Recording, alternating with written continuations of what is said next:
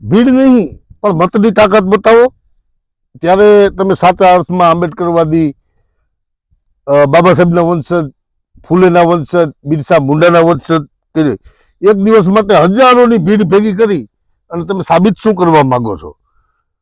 અને ભીડ તો ભેગી કરવી સરળ છે, પણ એ સવાલ એ છે કે જ્યારે ચૂંટણી આવે છે ત્યારે આ ભીડ ક્યાં જાય છે? તમે મોટા મોટા ફતવાઓ કરો છો, તમે મોટા મોટા બાંગો પુકારો છો, ફૂલે આંબેડકરી વિચારધારા, ફૂલે બિરસાના અમે વારસદાર છીએ, ફૂલે બિરસાના અમે એમ કહેવાય કે સાચા કેડરબેઝ કાર્યકર્તા છે. પણ મારે આ સવાલ તમામ ગુજરાતની જનતાને પૂછવો છે, એસસી એસટી અને ઓબીસીને ખાસ કરી, કે તમે જ્યારે કોઈ પણ તમારા મહાપુરુષોની રેલી જયંતિ કરો છો અને ભીડ એકઠી કરો છો, પરંતુ જ્યારે જે મહાપુરુષોએ તમને રસ્તો બતાવ્યો છે, જે મહાપુરુષોએ તમને શાસક સમાજ બનવાના સપના બતાવ્યા છે, ત્યારે ચૂંટણી સમયે આ લાખોની ભીડ ક્યાં જાય છે? આટલી મોટી સંખ્યા, જનસંખ્યા હોવા છતાં આપણા પ્રશ્નો કેમ નથી ઉકેલાતા? આપણી માથે અન્યાય અત્યાચાર શું કામે થાય છે? શું કારણે થાય છે? તો આજે મારે દુઃખ સાથે કહેવું પડે કે એસસી એસટી અને ઓબીસી સમાજમાં જાગૃતતા તો આવી, એમાં ખાસ કરીને હું એસસી એસટીને કહેવા માંગુ છું કે તમારામાં જાગૃતતા તો આવી, પણ જે મહાપુરુષોએ જે રસ્તો બતાવ્યો છે અને જે મહાપુરુષોને તમે હરેક કાર્યક્રમોના માધ્યમથી, હરેક રેલીના માધ્યમથી તમે જે સંબોધીને એની વાતો કરો છો, મોટા મોટા ભાષણો કરો છો, તો મારો સીધો સવાલ છે કે આ બધી ભીડને તમે મતમાં ક્યારેય કન્વર્ટ કરવાના પ્રયત્નો કર્યા? સમય આવે ત્યારે તો દલાલી ચાપલુસી ભાજપ, કોંગ્રેસ, આમ આદમી પાર્ટીની કરો છો. તો શું તમને આ મહાપુરુષે આ શીખવાડ્યું છે? આજે આપણા સમાજની સામે શિક્ષણનો પ્રશ્ન છે, રોજગારનો પ્રશ્ન છે, જમીન, જળ જમીન જંગલનો પ્રશ્ન છે, આપણા યુવાનોના ભવિષ્યનો પ્રશ્ન છે, ગરીબીનો પ્રશ્ન છે, લાચારીનો પ્રશ્ન છે, આપણા બંધારણીય અધિકારોની રક્ષા કરવાનો પ્રશ્ન છે. શું આપણે બંધારણીય અધિકારોની રક્ષા કરી રહ્યા છીએ?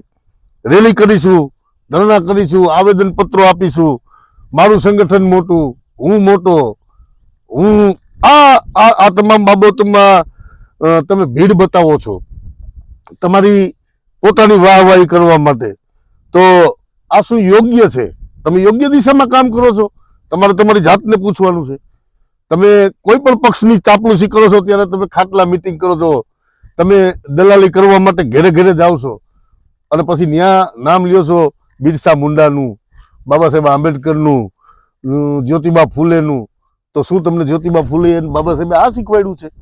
તો મારો કોઈ એક પક્ષના ગુલામ બનવાનું તમે રહેવા દો.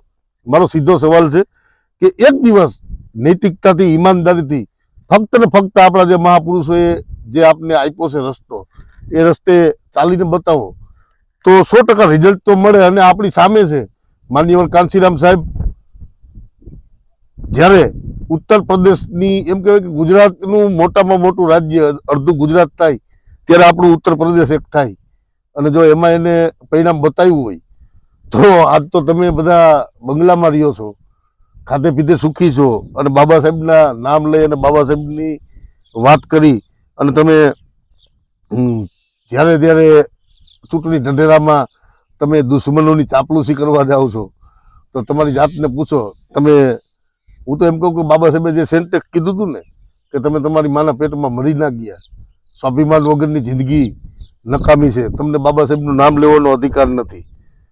જ્યાં જ્યાં વાત કરીએ મોટા નેતા થવાની હોડમાં, તમે ક્યારેય પૂછ્યું તમારા ગામમાં સ્કૂલ છે? તમારા ગામમાં કેટલા યુવાનોને રોજગારી મળે છે? કેટલા યુવાનો? તમારા ગામમાં એક 100 ચોરસ વર્ષનો પ્લોટ તમે તમારા ભાઈને નથી લઈ આવી દેતા? કોઈ દી પ્રયત્ન કર્યા? બસ એક જ સમય છે કે હું આવું તો મારી પાસે એટલા મત છે, સમાજને વેચવા સિવાય ભાજપ કોંગ્રેસની દલાલી કરવાનું બંધ કરો.